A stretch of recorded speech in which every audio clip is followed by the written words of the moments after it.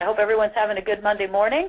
Would like to kick off our All Savers Alternate Funding presentation this morning with our own Mike McGregor from United Healthcare. Thanks for joining us today, Mike. Absolutely. So I think I'll just go ahead and turn it over to Mike to share some great information with us about what UHC is doing and what we're hearing about some of these self-funded cases that go down to some really smaller cases that we haven't seen in the past. So Mike, I'll go ahead and turn it over to you, and we'll do a Q&A session at the end. Absolutely. Well, good morning this Monday morning. Thank you for your time. I know we are clearly still in the busy season as we push into spring and look ahead to summer.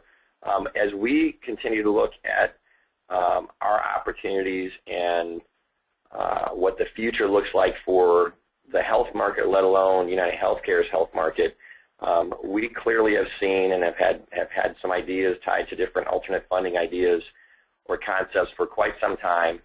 And our latest product really to market in the small group case market is a product concept called All Savers. Kind of putting a snapshot into what All Savers is, to kind of give you a quick summary up front if you're trying to think about what it looks like in a snapshot. I would think about All Savers as being a max funded product that really helps mitigate and manage the monthly ebb and flow of what it feels like to be self-funded. Normally when I say the idea of self-funding someone down to 10 taking coverage, normally I get a bunch of bells and whistles going off in agents' brains and people's minds because they're fearful of what that would do or could do to a group from a funding perspective and a cash flow perspective. And the cool thing that I've seen with our product that I've been talking about now for about a year and a half has been the fact that any of those bells and whistles, and we'll go into a lot more detail, any of the bells and whistles, I've not been able to counter any concern that we've had tied to the product, which means to me is I've got a great product that I think you'll see that I really think is market leading. And I will make this standard statement. If you find a stronger formulated product in the self-funded arena for a small group in the 1099 space, I will buy you lunch wherever you want me to buy you lunch. I'll leave that standard as a standard offer to the entire market. I've been saying that for a year. And at this point in time, I bought lunches not because of that, but because I bought lunches.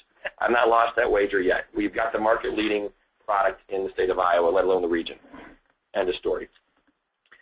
As we think about a product, now here, my conversation, and this is kind of just planting seeds for food for thought and seeds as we think about the idea of the product. If I'm having a lead conversation with a group, and I'll pick on the smallers because they're a little easier to make compare and contrast and make an exaggerated statement. If I'm a 75 subscriber group or employee group, that group is probably a little more progressive and is probably more financially savvy potentially, not necessarily, but potentially than the smaller group. So I really like to pick on those 10 and 15 life cases because I think it shows how we've even thought this product all the way through for that market size. When I would have a discussion with my group or a prospect, I would not, here's what I would not do. I would not walk in and say, hey, I've got a great self-funded product for you, and let's talk about it. I want to talk about our individual stop loss, our run out. That's not the conversation I would suggest leading with. What I would be thinking about is trying to look at a group and saying, especially as we look ahead to, if you're planning to keep it, when that goes away, when that concept goes away, this product will become even more, I will say, market savvy than it is today. It just will. So my discussion with the group would be, hey, have you thought about the future of funding and how your group might be paying for their premiums as we look ahead to ACA? So those groups that are not on ACA today, because they've liked their plan, they've stayed where they're at, when we know, and I think you guys have all priced out, I guarantee you guys have it priced out what their ACA rate looks like. You've seen it, and you know they're better off staying where they're at today. Whether it's with us, whether it's my friends at Blues, with Coventry, whomever it's with. But as we look ahead, the opportunity for this type of a product for them will really it'll be really something they'll be needing to think about. So it's more of a product idea that says, hey, would you like to think about a product that gives you the opportunity to actually get money back and feels and looks like a fully insured product. You've got all the protections of a fully insured product, and you have a chance actually in a good year to get money back from a carrier, as opposed to the carrier keeping the money. So, kind of diving into discussion. Would you buy or sell a group product? I'll let you guys read the questions. That positively influences the overall health of their employees. This is, I'll go back to this product. This concept is one, if you've heard about it, I think our wellness incentives within this product, again, this is kind of one of those points that really add to this product being market leading and region leading. The second bullet point offers the idea of an employee $1,000 deductible or OPM credit for engaging in positive action. So true wellness, and we were, what do you want to call it, a stick or a carrot? We put the opportunity out there for a group to receive lower premium equivalents, pay lower premium equivalents, and incent their employees as part of the product to earn their $1,000 towards and buying down the deductible and their OPM. We'll go through all these in a lot more detail shortly. Cost less than its ACA equivalent plan. That'll be a key thing as we look ahead. We're seeing this concept, even the pricing on this product, working today in the 2 to 50 space, the 10 to 50 space. In addition, we're seeing success with it in the 51 to 99 marketplace today. This is the intriguing thing as I look about it. It provides the group a potential refund or a share back of any surplus they have, better than their expected claims year. Now this is ASO, so I'm not going to pull back at all. I want to make sure I have that pretty bluntly. This is an ASO product. This is a self-funded product, but it creates a fixed month, different than what you might think of when you think of ASO. We create a fixed monthly 4-tier rate that also has fixed max monthly costs, and you know those right up front. And again, this is a novel idea. I've been asking for this for a product concept and pricing for years. In fact, I've talked with KHI. Nakia has bugged me on this one for a long, long time. Hey, could I get a second-year rate cap? Well, hey, the cool part about this product is if you earn it on this one, yeah, I'll give you a second-year rate cap. So we'll talk more about what that looks like and feels like as we go through the discussion. Advantages of alternate funding. Now the cool part for us, and again, to clarify, this is a 10 enrolled. It's kind of a funny way to describe it, but it is a 10 enrolled up to 99 eligible. So 10 enrolled really is the floor. So you could, again, I'm talking enrolled, not eligible. So enrolled. Enrolled is my floor, 10. Up to 99 eligible. Now, my 100-plus marketplace, if you got a case that's 102, I will battle out with my key account partners, and we'll figure out how we can quote the case if someone's really interested in the product.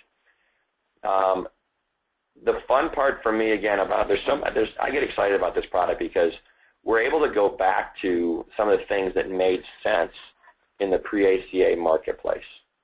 And a couple of those things. This is a fully medically underwritten product in the 10 to 50 space. In addition, if you've got a case, I'll pick on my friends at Blues just real quick because they have good reporting. If you've got a case that's got 70, 75 on coverage with them and they're 99 eligible, 95 eligible, and you can get me the, the reports, the premium versus claims, you can get me the renewal write-up, just their whole renewal kit, we can underwrite based on that information and give you firm final numbers based on that information. So again, kind of comparing and contrasting both. Now, let's also clarify real quick. Because it's medically underwritten, I'm going to own this right up front too, I can flat out decline a case. So I'm trying to get the quote-unquote uglies out of the way right up front so we're aware of those, and I'm okay with it because I think what we're trying to really do with the product, think of the best cases that are out there that really are in the risk world. This gets us back in the world of risk. And so the best risk cases will have a better opportunity when they're in a product like this versus being in the open marketplace, in the ACA world. And Mike, don't you think if this definition of small group does go to 100, yep, it might have a really great play then in that 51 to 99? Absolutely. Absolutely, 100%. 100%. In addition, and tied to that especially, again, we go back from that rate compression, that age gender band compression, where we got pressed down to 3 to 1, I think, now with ACA. I'm a little rusty on it. It's been a while. But we used to be 9 to 1. We got compressed down to 3 to 1. We expanded back with the All Savers product of 10 to 1. Now, again, what that does for us, again, it really incents and finds and really highlights, hey, if you're really a good running group and you're a clean case, and you're the risk that we would want to in the old world and now in the new world want to underwrite, this is even better for you. It really creates a better opportunity for you. Again, because again we know that when we're potentially insuring a 10 taking group, so I'll pick on it. We could have a 15 eligible group with 10 taking coverage. We knew when we designed the product that we had to make something that gave that group and gave the agent really full financial comfort, knowing they weren't going to have a massive exposure on a monthly basis with a shock claim that came through. $1 million claim hits month 1. We're not going to crush them. Same thing with year end. If we missed on the underwriting, we know they can't cover a massive underage on our part. If we missed low, we know they can't be liable for a humongous claim or a claim set at the end of the year. We know that. So again, when we designed the product, we really, when you hear us talk through it, when we talk about it, we created this product to feel as fully insured as we possibly could with still being ASO. Again, I touched on this one already. Refund available if claims run better than funded. First year renewal cap on motion plans. There's 3 family of plans we'll go through. Motion is, I'll say this right now, is my favorite. End of story, underline, end of story, my favorite product we got as part of the family of plans. And you'll see why as I talk through it later. Again, no terminal liability, no lasering, no deficit carry forward. Those 3 things should provide a 10 taking group a lot of financial security, knowing that they have that coverage. The long ball, the thing that blows up that they didn't expect, the transplant that occurs, they have financial protections that we'll talk through that should give them complete comfort knowing how the product is working. Best case scenario. So on the left side, we establish what are called fixed costs. Now let's talk about this too, because normally when you think about, if I'm saying, I'm going to look at those left side and say, let's say it's 60% fixed costs and 40% variable claims. I'm making that up because I don't know the percentages on it. It all depends on the case. A normal ASO group would maybe be 20%, at most 25% fixed costs, and have 75 or 80% variable claims costs. Because we build in so much into our contract, and again, what our stop loss is, again, it's a $15,000 individual stop loss, $15,000 ISL. Our aggregate, so our expected annual, the ag claim is 125% of expected.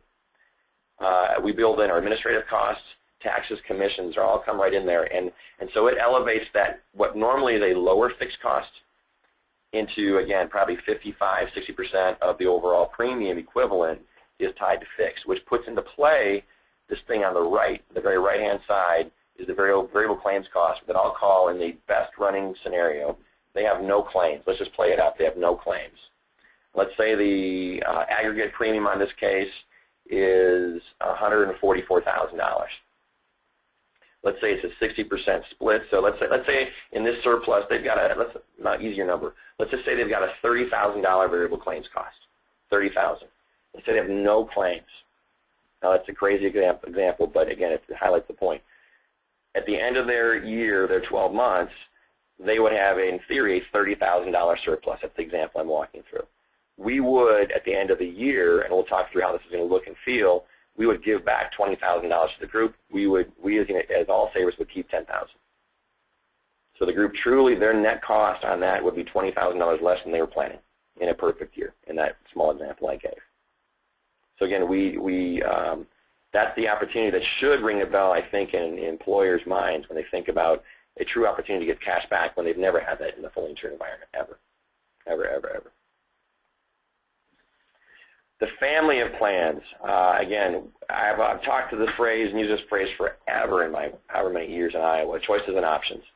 So we give you truly choices and options that have different opportunities and different costs associated with them. Now the important thing is this, the $15,000 individual stop loss, the 125% of expected, the opportunity for a surplus, those things are all part of all these plans. So those things are that's the ASO funding portion. It's the same across every single one of the plans. That's again the financial component. Within the world of all savers, we've got 3 series of plans. We used to have 4. We got rid of one. The bottom left is metabolic testing. We used to do blood draws and stuff, etc. We got rid of that one because honestly, no one was buying it. In fact, if I'm going to talk about the one that's most commonly purchased last. It's called the Motion series, the Motion product family. And probably so far a year across the country, we're probably seeing 85% of purchases are the Motion product. But I'm going to back up and start off at the top right, where I have what I would call a traditional plan. This was oddly enough, this was our newest addition, because the questions always came in when we first introduced the product was, hey, where's my HSA? Can I get an HSA? Can you give me a straightforward $2,000 plan, 80-60 split copay? This looks and feels normal. Can I have one of those? Well, now the answer is yeah, we do. We've got about 12 plans, I want to say. 12 is standard, basic, straightforward plans. The plans are the plans, or what you see is what you get. Then we move on to the world of the concept of the original series. Now, the original and Motion series plans, that are, again, the Motion is part of our wellness product. Original is its own product. Both the original and the Motion plans, one, they have the same plan, so through the plan designs are the same between both. The key thing is how you get to the $1,000, there's a $1,000 HRA. In the original series of plans, we simply give the $1,000 to the employee and $1,000 to spouse in a family situation. Or if it's single only, it's $1,000 to the employee. Then we give $1,000. In the Motion series, kind of comparing and contrasting, the $1,000 HRA has to be earned. It truly has to be earned by activity. And I'll walk through what that looks like in a little bit. So again, we have traditional, straightforward. There's no HRA tied to it. It could be an HSA. It could be just a normal-looking split copay plan. We have original series that does have the opportunity for that surplus refund. I should also back up. Traditional also has surplus opportunity as well. Medical credit is, again, the $1,000 medical credit is given. Now, the part that becomes, I'm going to kind of paint the picture why I think Motion is intriguing. One, you've got to earn the wellness credit. But right off the top, my premium equivalent is about 6.5% less than the premium equivalent, the same set of plan designs that I just talked about in the original. So 6.5% less. Normally we'll start to get people to pay attention and say, well, tell me more about that. I want to learn more about that. Again, that brings in the wellness concept, brings in the idea of earning that renewal rate cap, and it has a straightforward built-in wellness program. It's a turnkey operation. It's set up. It's an online component. Again, we'll talk through Motion more in a second. Differentiators. I've already talked about these a little bit. Flat copays for primary care physicians. So different than our normal, you think about our normal Choice Plus or our Heritage offering in small group, we, in the world of All Savers, it's a flat copay is the norm. Straightforward, that's the norm. So you have a single copay for PCP or specialist. You do have same access to our Choice Plus network. Here's one of those things I want to highlight too again. Mayo is not a part of this network. So it's similar to Heritage, where we've got our Heritage network, no Mayo. All Savers uses Choice Plus without Mayo. So be aware of that. There's no Mayo. So then the northern tier Iowa clinics. So if a Winnebago County Hospital, for example, has a Mayo clinic right next to it, I think actually right in it, that would not be part of this network, not a part of this product concept. And primarily that goes after the idea of cost. It simply does. Simply does. The $1,000 medical credit we've talked about a little bit. That's simply given on the original series. The $1,000, that same $1,000 is earned on the wellness series. Again, wellness is our Motion product, 6.5% lower price reduction, renewal rate cap can be earned. Now here's the idea with Motion. The idea with Motion, to give you a little bit of more of an insight as we continue through the conversation, Motion is the idea that you have a kind of a body bug kind of concept on your belt.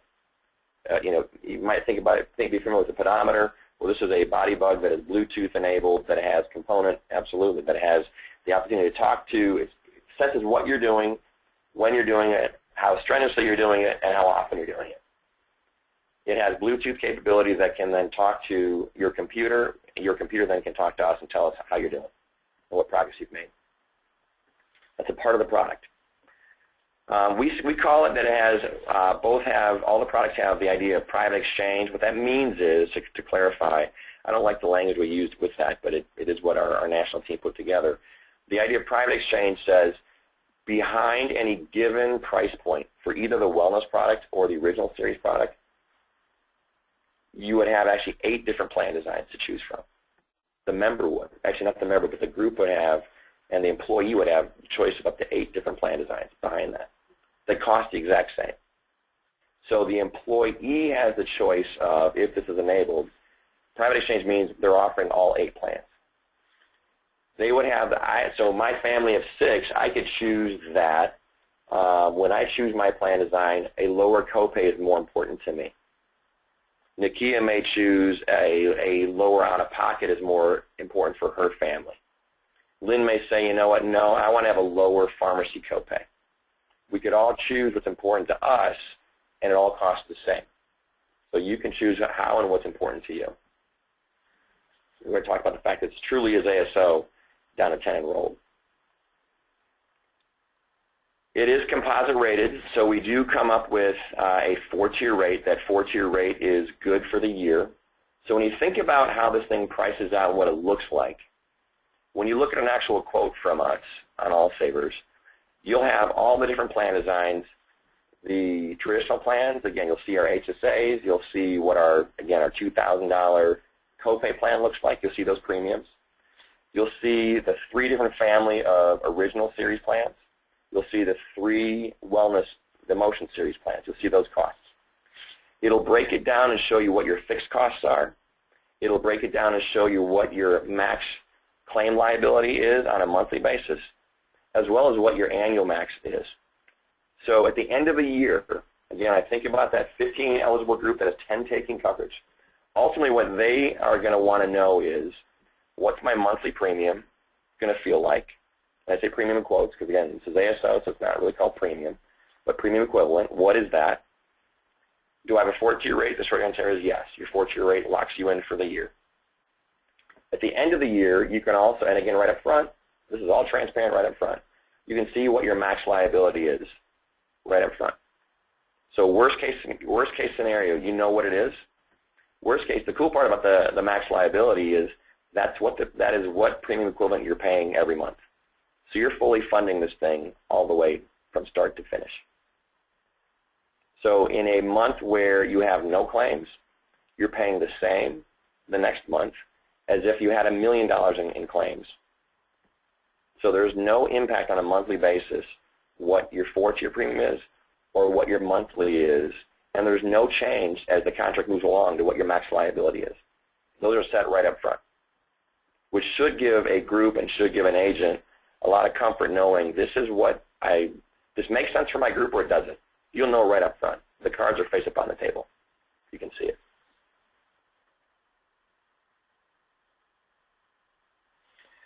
The medical wellness credit, again, I talked about this a little bit. This starts over every January. This is kind of the structure of the product. It's the full credit is applied even when a group enrolls in the 4th quarter. So it is a standard structure. This is just how it goes. Use it or lose it, the idea of the $1,000 HRA, and it really does feel like an HRA to the employee. They know what it is. The employer can see what their liability is. I should mention, too, the thing that employers do gain additionally is they have access to reporting that they've never had access to. So a 15 eligible group, 10 taking coverage can actually see what their claim structure looks like. They can see where they are towards individual stop loss. They can see where they are towards their aggregate stop loss. They can see where those things are on a monthly basis to know as they're going through the year how their group is functioning, how it's working.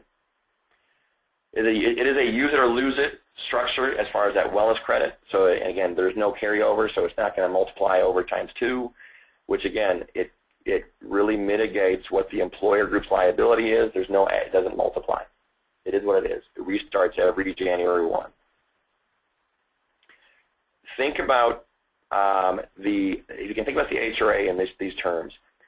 The HRA is going to be there for things that you normally wouldn't use it for. So, for example, the HRA is there not for a copay. Copays are copays. Copays are evergreen through the contract. Now it's built. So it is there for I go in and I have a surgery. That's an example of when you're going to see that HRA apply and buy your deductible down. So again, we list out what it does not apply. So you look at, I'm not going to read those. You guys can all take a peek at the slide. It's automatically given, again, on original plans. Again, back to motion. I'm going to hit this a few more times. It's earned on the motion series. And again, as we talked up front, it is not included on traditional. So as you think about looking at pricing on this product, if you're looking at it with our product, comparing it to I'll pick on my own product for a second. When you're looking at my traditional plan, the 2000 plan, deductible plan, because we have the $1,000 HRA on the motion series available and the $1,000 HRA on the original series, you need to be quoting and looking at a 3000 plan. At least that's my suggestion, to make it apples to apples. It creates your liability balance, right? So it's an apples to apples comparison. So as you think through it, think about it in those terms, where you may have a 3000 deductible, but it has an HRA of 1000, comparing and contrasting that to a full insured product of 2000, for example, if it's my own or a competitor's of mine, or if it's back to the world of traditional, where it is a 2000 deductible plan. It is what it is. You can see it right up front. Just make sure you have that done correctly. Again, motion. Here's the idea. We measure through the little piece of equipment on your hip, on your belt, how frequently you do your work, how intently you do it, and total steps. And it's earned at 1,000, or you earn your 1,000 at $4 a day max. So the employee, again, as opposed to being given 1,000, they earn it. The spouse earns it by $4 a day of activity. Once they earn, and they're earning up to that $1,000. Now, again, a smart design of the product, I will say, is the fact that we knew month one, the group came on, for example, January 1st. We knew employees would not have their body bugs on their clip January 2nd. It's just impossible. We'll ship them out when they sign up for them, when the group buys the product. We ship them out in mass to the group. The group distributes them. The individual member, the employee spouse, need to go out and register their body bug on their site, and then they can activate it. Now, we give 1/12 right up front, 1/12 of that $1,000 per employee or spouse. We assume they've earned that. So if they have a claim on January 2nd, we are applying 1/12 of that $1,000 HRA right away January 2nd. We'll catch up through the year as they earn more. If they don't earn more, then fine, we'll still catch up, and the accrual will work through the deductible, and it'll all work out in the wash. That'll be fine. But again, we try to be real with it and say we know month one they're not going to earn it on their own, because just from a logistics perspective, it won't happen. So we give it right up front to make sure they have that access to the HRA 1/12 right up front. Again, it's hat-trick motion is the activity tracker that we provide. It comes out of the group's claims cost. So that cost is somewhere between 25 and 40. And again, we provide one right up front within the group. The group pays for it out of their claim. So it's not an added check they write. It's part of what they bought. So it comes out of their claim fund. The member then goes out, registers it online.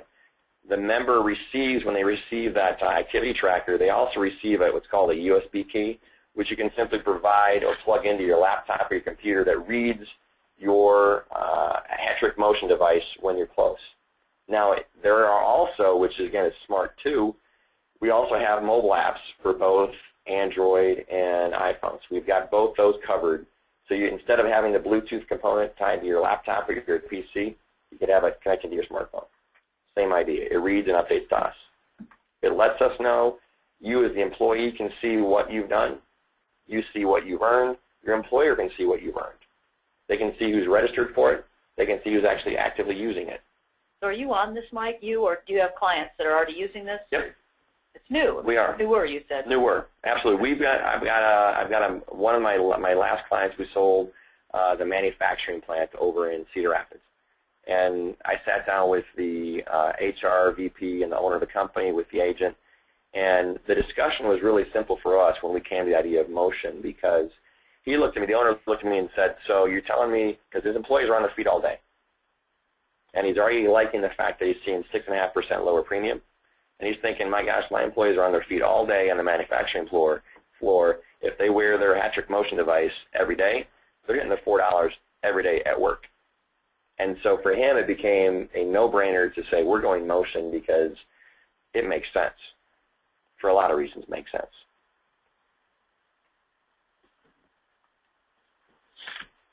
Renewal rate cap. Now this is the idea again, I'm going to give Nakia credit for this one. She finally convinced me to provide a rate credit or a rate cap.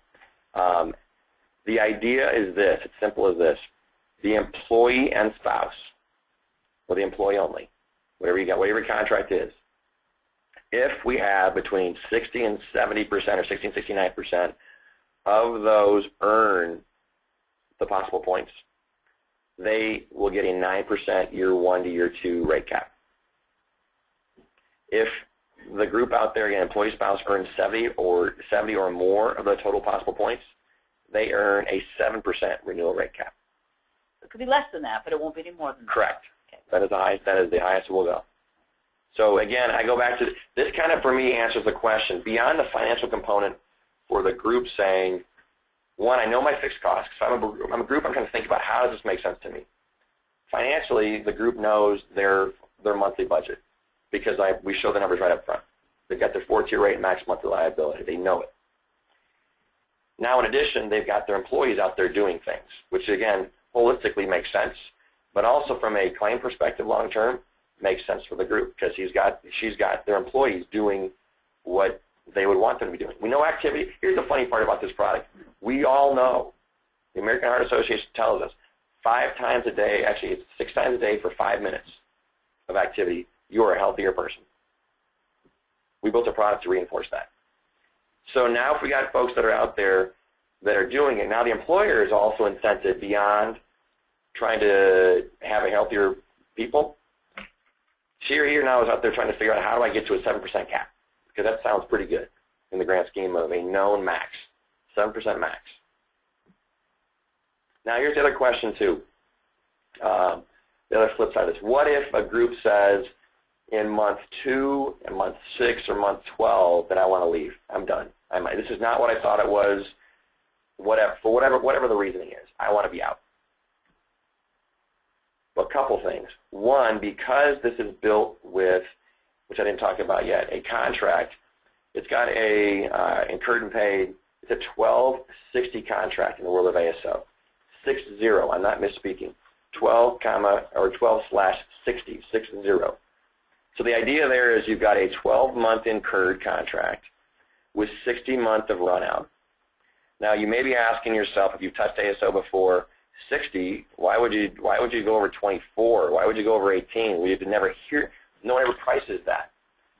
Keep in mind, part of that is truly a feel-good thing because we know for an employer group of 15 eligible, 10 taking coverage, if I'm them, they rightly so should be a little skittish to try and make sure they understand their financial responsibility and liability. And we make it a 1260 to really make a point that says 60 months is a massive run out. I mean, it's just massive. It's kind of comical, actually. But it should give a reinforcing point that says, you know, employer group, you leave month 3, you leave month 12, you still have a 60-month contract run out. I mean, at the end of the year of a 12-month contract, back to the January 1st claim, you got 48 months of run out. Now, we all know in the world of payment, I mean, claims don't take that long to come in. They just don't. There's no laggards, even in situations where you got, you know, subrogation claim. The claims just don't take that long to come in. People want to get paid. Providers want to get paid. But again, it shows, again, it's to reinforce and show we've got this thing covered. You should feel good about the liability and the financial liability that you have as an employer. Whether you stay and like your 7% rate cap, or you decide to leave because you had a terrible year and you got hit with a high renewal, you know you've got your 60-month run out. Now I'm going to slow down a little bit, and I'm trying to think through where I would have questions. I'm going to highlight a few of the points again, and then I'll open up for questions. I'm going to hit the things that just we clarify so there's no surprises on it. No Mayo in this product. It is a 1260 contract. You know your monthly liability. You know your 4-tier rate for the year. You've got a 15,000 individual stop loss. You have the true opportunity of earning a surplus back. I'll walk you through real quick the dynamic of that surplus. So let's say we've got a group that has had a great year and they have a surplus. Normally you're going to see that group probably get a pretty solid renewal, whether they got a rate cap or not. If they've got a surplus, that means their claims have been lower than expected, and let's say we have no future ongoing forecasted. When they renew with us, I'm expecting them to have a good renewal. When they renew with us, we will run a claims report month 15. So they renewed with us month 15, so we've allowed 3 months of additional claims before we run our last report to figure out what we're going to do from a payment of the surplus back. We establish what the surplus level is. We add in some percentage of IBNR for any kind of additional run-out claims that we've not seen or even received in yet. And then month 16, we pay the check to the group. Now, that IBNR component that I mentioned, we will look annually for the duration of the contract.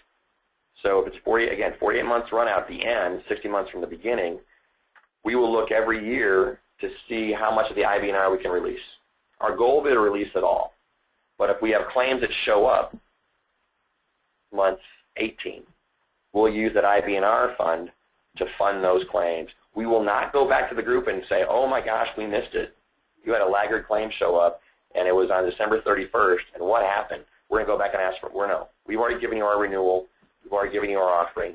They've either accepted or they've left, and we've moved forward. When they renew with us again from January 1 to January 1, when they start their next January 1 contract because they renewed with a 7%, make it a happy experience. They renew with a 7% rate cap. They take a 7%. They renew. They start a new 1260 contract then. So each renewal, you start a new 1260. They don't blend together. So think of them very separately. They stay separate, separate, separate for the life of the contract, life of it to stay with us. I'm trying to think what other thoughts I have on the product. Correct. Yeah, and Nikki just brought a point up saying, I asked him about pediatric dental and vision. Again, because I'm outside of the world of ACA and I am ASO, I'm self-funded, I don't have to worry about that. And so we've not. We've focused on driving price down in the overall product design.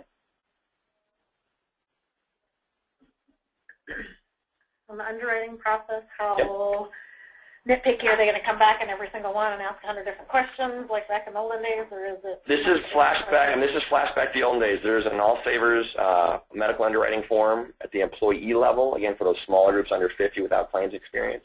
So pick on those for a second. So I'm going to say, I'm making this number up, 16 to 18 questions. We're going to be pretty smart about it. We're going to be pretty aggressive with it. And we're going to want to make sure we are identifying everything possible. Because you think about this, if we underwrite correctly, hopefully the group, again, all things being good, and a shock claim not just showing up, because, bad things happen. It does. Things happen. We want to be right more times than the wrong. Because you think about it from a financial perspective, from a UHC or all savers insurance perspective, we're giving back 2/3 of what would have been normally something we would have kept. And that would have been truly something we would have kept as profit. There's no way to describe it. We give it back. So we are pretty stringent on the underwriting, especially in the smaller cases. We want to be right. So we are pretty aggressive with underwriting. So if there's questions that aren't answered, we're going to press back and ask for that information. So if it comes in clean, like the olden days, it's pretty straightforward. It's true story is it's my same medical underwriting team working these as I used to work my pre-ACA stuff back in the day. Not too far long ago. Mm-hmm. So shy of having an employer have all their employees filling out apps, some of the things that agents can actually ask the employer group, it is saying, how healthy is your group? And some employers don't really know, especially when you get into spouses. You know when claims hit, but sometimes, especially if a spouse isn't on a plan today that might not be healthy. And you're going to open it up to say, hey, we're offering this, and if rates look good, and depending on their level of contribution, right? Yep. So, do you have any tips, I guess, on how an agent might try to broach that whole subject to see if they're even a candidate for something like this? I think it starts at, as I think about this, let's say it's not a one. Let's say it's right now, just for argument's sake, that it's not a play this very contract year in 2015. I would start the conversation now in 2015. If you think of that 10-life group that is in the pre-ACA world, I would start the conversation now. In my mind, the progressive smart agent's talking about what's going to happen in 2016. And so we begin the conversation today to introduce the fact that, one, you're being proactive and being progressively, you're being a proactive agent trying to find options when they can't stay where they are. Or if someone's looking something for a different way of thinking about things. If they like the idea, I mean, some folks, you hear all different types of groups out there today where some folks can't stand the idea of ACA. They call it Obamacare and they think it's a curse word. I mean, all those things are out there. Different employers are different, have different levers and buttons that are hot to them. So in my mind, again, I would start the conversation today. Like in the old world, we can give you a prelim number. Like in the old world, I highly recommend against it because like in the old world, I could nearly double my cost. And in the new world with All Savers, I can flat out decline. So if a group is thinking about the idea of a progressive approach and they want to get away from ACA today, or they simply like the idea of the incentive on the wellness side of things, they like the idea that it's a turnkey idea, and it's something that really just resonates to them, it's there today. I mean, I know, for example, our Texas market, we've sold, now they were a little different in the sense that Texas opted not to do transitional relief. So Texas said, you're moving. You know, you're moving forward in the new world. Well, that brought a bunch of groups out to market because they saw their 30, 40% increases, and those groups said, I can't do it. Don't want to do it. I need something different. And All Savers came in. Now, that's what we're seeing today in the 51-plus marketplace. If we see, again, a 2% increase from any of my competitors, we can see, I mean, Blues does a great job, I think, honestly, in their underwriting model, where you can see exactly what their underwriting and risk considerations are. That's verbatim what the line says. We can see and have a good feel for what that looks like. And we've said numerous times, with this product especially, who's the better judge right now of how they are, what they're getting than the current carrier? It's tough to argue with the current carrier. It really is. So that's why in that 51-plus space, we're underwriting it aggressively today, and we're selling cases. But I know Texas, I think they sold something crazy. Like it was like 12,000 members in the first 6 months that they opened the market up to All Savers.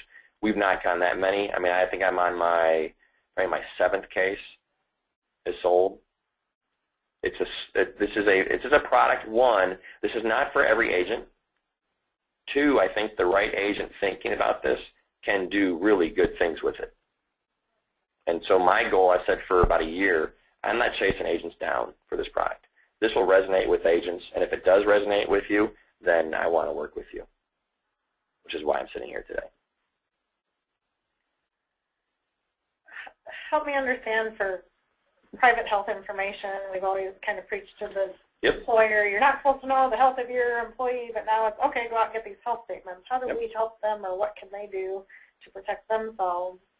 I mean, this is ASO, so It doesn't matter. ASO is ASO is ASO. I mean, the same stipulated points that again, the old world, you gotta keep those things protected, right? It's still, I mean, PHI is still PHI. The employer group has to be smart about it like they were supposed to be smart in the old days. I mean, those things are under lock and key if you're smart. End story. So really the bottom line is, depending on the size, get the appropriate information. We're going to get it to Nakia, be our point person, to help us get some quotes generated. So we can start to look at, and I think, isn't that where a lot of it really is? If they've got somebody that's interested, and I like your approach about that in terms of, you know, kind of concerned about what could be coming, concerned about the rates, and having to be forced into moving to ACA, let's take a look at something that's a little bit different in the market. And so Nakia can help us get all that done and start kind of doing some of the comparisons. And then you're available as well, as I heard you say earlier, to be able to go with one of our agents to help, you know, visit with that client if need be. This really becomes real when you see the renewal in hand, again, no matter who it's with today. See the renewal and see what the All Savers firm numbers look like and do the comparison. I mean, once you've done one, you'll have a much better perspective on it because it's going to look and feel similar, meaning the product design, the financial design, with how the quote looks, to be able to make that assessment and whether or not it makes sense for a group. I mean, there may be some groups, I mean, I'm a financially conservative person, but if I'm potentially paying 2 or 3% higher, 4% higher for the ASO All Savers product, with the opportunity of getting back up to 20 or 2/3 the surplus. That may not be a bad play in the grand scheme of things. And if I don't like my renewal, especially if I'm in the 10 to 50 world, go shop the ACA. It's easy. Oh, that's great. I know we've got one of our agents on the line as well that's had some experience with this. So maybe this is a good time to open it up to anybody that's online, and I'll check and see if you can type in a question. If you have a microphone, because you're on a separate audio connection, you can raise your hand and I can unmute your microphone. So if you want to take a moment to weigh in if you'd like. And I'll ask here, does anybody else in the room have any questions while we're waiting to see if anybody online does, or comments?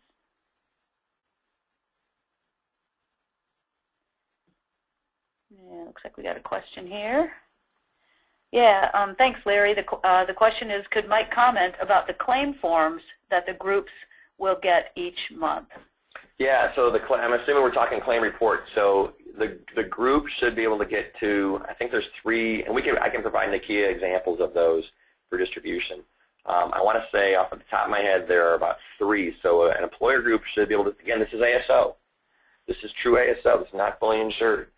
So an employer group will be able to see where an individual is at towards their individual stop loss. They'll be able to see monthly reporting showing where they are towards their aggregate. They'll be able to see those exact. They see it. This is nothing. I will say this too. I'm not going to oversell the reporting. This is simplified reporting because it's a small group. This is not like other carrier that I've worked with or that I market is UMR. Our UMR reporting is market leading. It's crazy good, but it's for the larger market space. This is giving the employer what they need to see to understand how their year is going at both the individual level as well as the ag level. Again, they should also, from the motion series, they should be able to see on I think it's on a monthly basis, they should see who is registered and who's active. So we should be able to get to those key components that I think are really important for groups to manage and kind of push and reinforce the product concept. So they still won't get the identifiers of whose claims those are. I would have to go back and look at my sample report. Off the top of my head, I don't remember. It would make sense if it's in line with the small group report. When they're a small group, you just don't give that individual. Yep, but again, I'm going to go back to it and say, even my conservative answer will be, I want to say yes, they will get the identifier because, again, this is ASO. Okay. But I will double check that one. I can get back to Nakia. Okay. See, if that did not answer your question, Larry, please write in again.